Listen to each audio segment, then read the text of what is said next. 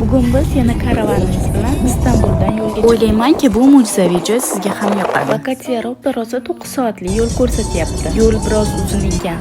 Mayli, manzilimiz bunga arziydi deb o'ylayman. Manzilimizga ham yetib keldik. Charchaganimizni karavanimizda ovqat pishirib, bir piyola choy ichib unutamiz. Ertalab ko'rishguncha. Hammaga xayrli tong. Ha, aytgancha, Turkiyaning har bir shaharchasiga karavanlar turadigan alohida joylar qilingan. Tongimizni ham shunaqa shukuhda boshlab oldik. Endi sizlar bilan u mo'jizaviy joyni ko'rishga tayyormisiz? Bu mo'jizani ko'rib nima deyishga ham hayronman.